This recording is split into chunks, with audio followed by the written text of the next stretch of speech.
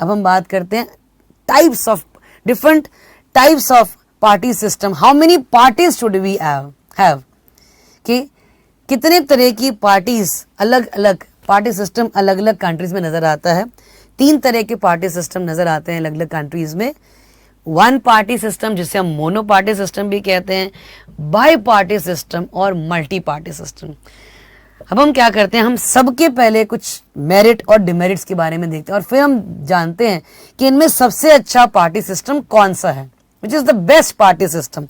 बात करते हैं हम पहले वन पार्टी सिस्टम की. इसके जो मेरिट्स हैं, वन पार्टी सिस्टम मतलब कंट्री जिसमें सिर्फ अकेली एक ही पार्टी है. पहले तो अकेली एक पार्टी होना एक डेमोक्रेटिक ऑप्शन है ही नहीं. पार्टी लोगों को चॉइस देती है कि हमें किसको चुनना है. जब पार्टी सिर्फ एक ही है, उसके साथ कोई उसके कंटेंडर है ही नहीं, तो चॉइस की तो बात ही नहीं होती. और अगर चॉइस लोगों के पास नहीं है, then it is not a democratic option. ये डेमोक्रेसी नहीं कहलाती, इसे हम कहते हैं डिक्टेटरशिप. चलिए देखते हैं क्या क्या मेरिट्स हैं, बट कुछ अच्छी बातें होती हैं वन पार्टी सिस्टम में और किस देश में वन पार्टी सिस्टम आज भी चलाया जाता है, आज भी बड़ा अच्छे से काम कर रहा है. देखते हैं उसको. मेरिट्स देखिए पहले. Decisions are taken quickly and efficiently. अब अकेले इन्हीं को डिसीजन लेने हैं, इन्हें कोई वेट नहीं करनी है किसी और के राय की, किसी और के मशवरे की. जो ये सही समझते हैं ये उसके बारे में डिसीजन लेते हैं और इसीलिए डिसीजन बहुत क्विकली और बहुत फास्ट लिया जाता है और एफिशिएंटली लेते हैं वो. और कोई खतरा नहीं है सरकार के गिरने का कि दूसरी पार्टी हमारी पार्टी को सरकार से गिरा देगी, हटा देगी. इसीलिए strong and stable government. Yes. अब बात करते हैं कुछ डिमेरिट्स की. अभी जैसे मैंने आपको स्टार्टिंग में ही बताया कि ये जो मोनो पार्टी या वन पार्टी सिस्टम है, ये डेमोक्रेटिक प्रिंसिपल के ही अगेंस्ट है, क्योंकि डेमोक्रेसी में चॉइस होती है और यहां पर कोई चॉइस नहीं है. So it is against the principle of democracy. There is no democratic option before the voters. एक ही चॉइस तो है ही नहीं, तो कहां से लोग अपने राय देंगे कि हमें इसको चुनना है या उसको चुनना है. उनके पास चॉइस ही नहीं है. तो देयर इज नो कंपटीशन, कोई कंपटीशन नहीं है. जो सिंगल पार्टी है वो कैसी बन जाती है, इट एज्यूम्स डिक्टेटोरियल पावर्स. एक तरह से वो तानाशाह के जैसे काम करने लग जाती है. और ऐसा किस कंट्री में है? China. China is the example of one party system. One party का एग्जाम्पल है चाइना. ठीक है. बाई पार्टी सिस्टम, जिस बाय का मतलब दो, जिस कंट्री में दो पार्टीज होती हैं. अब यहां पर तो चॉइस भी है, एक रूलिंग पार्टी बन सकती है और एक अपोजिशन पार्टी बन सकती है. फिर भी देखिए इसमें भी कुछ ऐसे मेरिट्स भी हैं, डिमेरिट्स भी हैं, उन्हें हम देखते हैं. मेरिट्स की पहले हम बात करें. It gives a fair chance for the competing parties to come to power. Yes, दो पार्टीज हैं, ए बी, आइदर दिस और दैट. चॉइस है वोटर्स के पास, ये नहीं तो ये सही, ये नहीं तो ये सही. चॉइस तो है ही, कंपटीशन तो है ही, दोनों में से कोई एक पावर में आ ही सकता है. इसमें से क्या होता है, generally one party forms the government and other sits in the opposition. Yes, जब दो पार्टी हैं, एक सरकार बनाएगी, दूसरी ऑपोजिशन में बैठेगी. और इंग्लैंड सबसे अच्छा एग्जाम्पल है बाई पार्टी सिस्टम का. इंग्लैंड में दो पार्टीज हैं, बड़ी फेमस दो पार्टीज हैं, दो एक्टिव पार्टीज हैं. वो है एक लेबर पार्टी और दूसरी है कंजर्वेटिव पार्टी. ऐसे ही अमेरिका में भी बाई पार्टी सिस्टम है, डेमोक्रेट्स एंड रिपब्लिकन्स. ओके, बात करते हैं हम डिमेरिट्स की.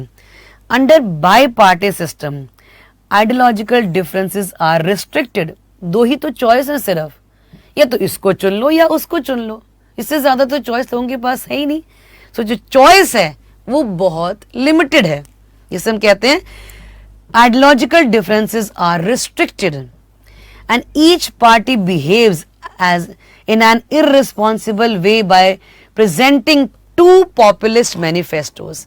और जो भी पार्टी पावर में आती है वो बिहेव करती है कि उस सबसे पावरफुल वही है, क्योंकि वो 5 साल तक काम करेगी, उसे कोई खतरा नहीं है गिरने का, सरकार के गिरने का. तो it presents a populist manifesto कि मुझे तो सब लोगों ने चुना है और मैं ही अब सरकार में कम से कम पूरे टाइम तक तो रहूंगा, कोई मुझे यहां से हिला नहीं सकता।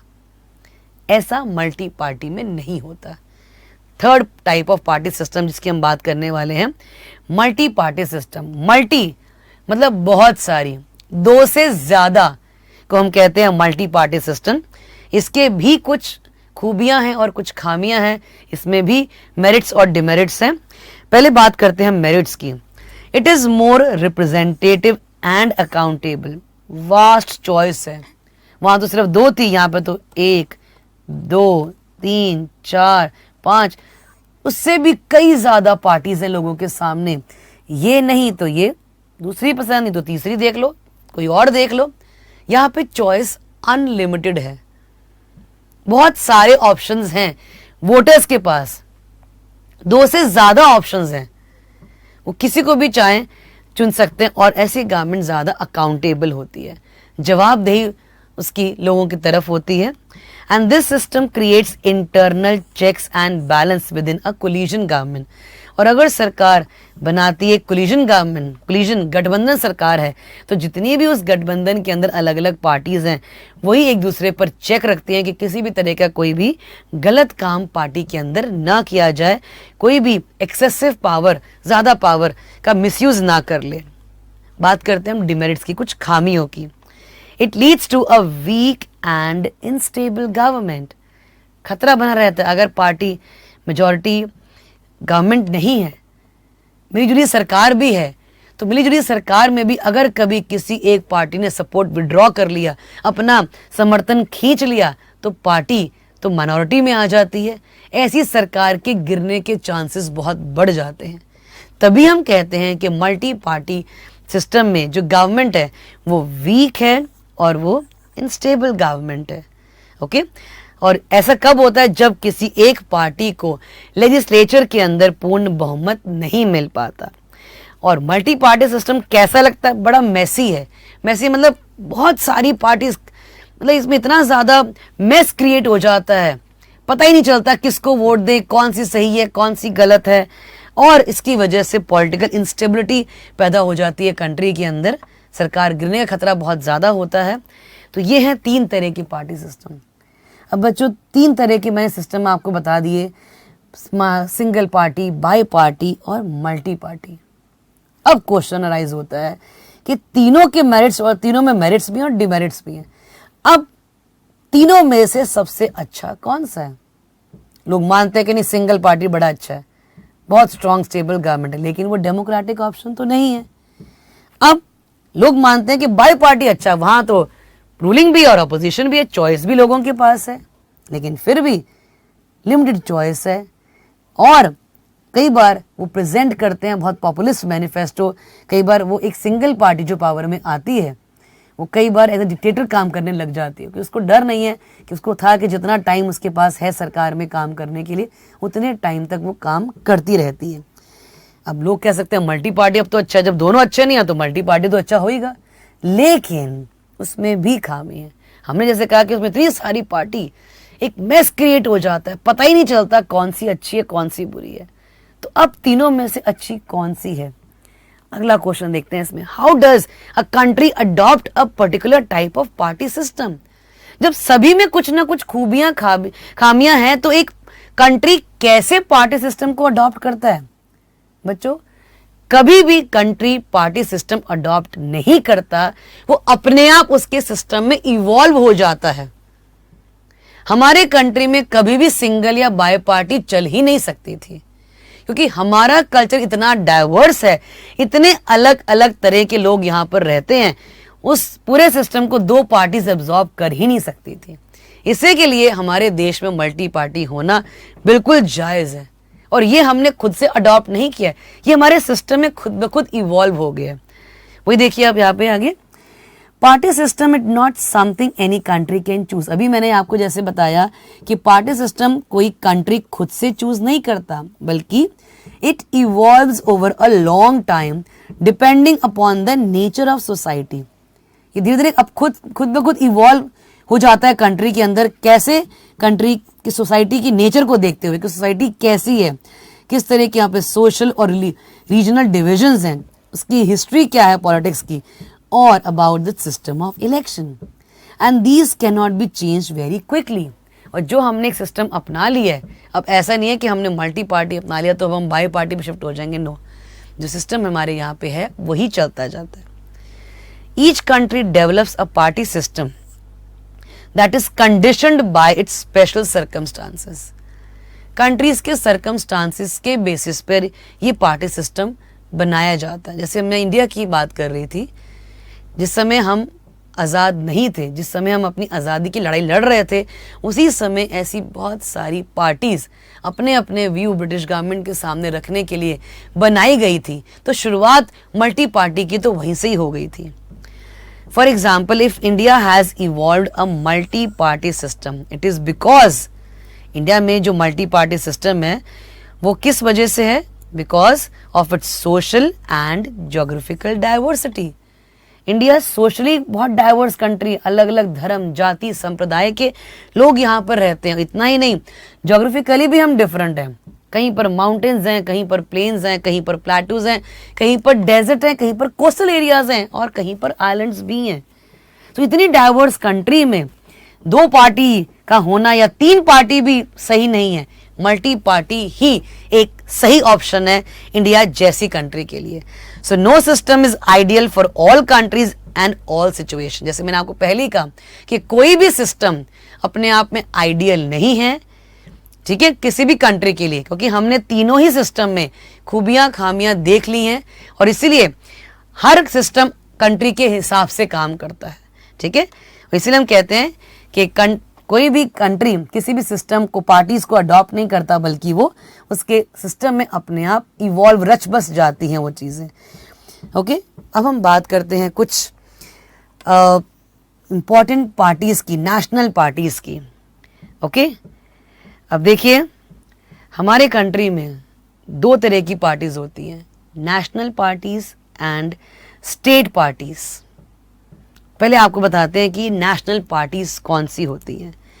नेशनल पार्टी, जैसे कि नाम से ही जाहिर है, जिसका इन्फ्लुएंस पूरे देश भर में है, उसकी ब्रांचेस पूरे देश भर में पाई जाती हैं। जगह जगह अलग, हर एक स्टेट में उस नेशनल पार्टी की ब्रांचेस को एस्टैब्लिश किया गया है, लेकिन आइडियोलॉजी जो पार्टी की है वो सेम होती है हर ब्रांच में, हर जगह, जितने भी स्टेट्स में उसकी अलग अलग उसकी ब्रांचेस हैं, लेकिन वो प्रिंसिपल्स एक ही फॉलो करते हैं जो टॉप रैंकिंग लीडर्स ने जो बनाए हैं पार्टी के प्रिंसिपल्स, आइडियोलॉजी, जो उनका अपना हेड ऑफिस होता है जहाँ से डायरेक्शंस दी जाती हैं पार्टीज को। तो इस तरीके से नेशनल पार्टी, जिसका पर्पस है नेशनल प्रॉब्लम्स को सॉल्व करना, नेशनल इश्यूज को टेकअप करना, ओके, इसीलिए नेशनल पार्टीज पूरे कंट्री के अंदर इंपॉर्टेंट होती हैं। इसके साथ आती हैं रीजनल पार्टीज। अब जैसे नाम से ही जाहिर है, रीजनल पार्टीज जो कि सिर्फ एक रीजन और एक स्टेट में ज़्यादा फेमस है, उसकी पॉपुलैरिटी उसी रीजन में, उसी स्टेट, या हो सकता है कि उसके आसपास की 1 या 2 या 3 नेबरिंग स्टेट्स में भी हो सकती है। और कई बार ये देखा गया है कि रीजनल पार्टीज अपने रीजन में, अपने स्टेट में ज़्यादा पॉपुलर हैं as compare to national parties. Okay, तो ऐसी 6 मेजर नेशनल पार्टीज हैं। 2004 इलेक्शंस के अकॉर्डिंगली हमारे कंट्री में ऐसी 6 मेजर नेशनल पार्टीज हैं जिसके बारे में हम बात करेंगे। Now, subscribe to Bright Duty course at ₹1 per day only. Download Bright Duty app from Play Store and get the online courses prepared by competent and experienced teachers for different education boards of classes 6 to 10. Bright Duty courses are available for the subjects of Math, Science, Social Science, English and Hindi in English and Hindi medium. Bright Duty follows 3-step approach, that is learning, assessment and exam preparation. In learning, topic-wise video lectures with explanation of concepts and discussion of textbook examples and questions are available with the solutions. In assessment, topic-wise online MCQ test, practice assignments and chapter-wise question bank are available with the solutions. In exam preparation, previous year's question papers, sample papers, and model test papers are available with the solutions. Sign up today on Bright Tutor and avail your courses at affordable prices.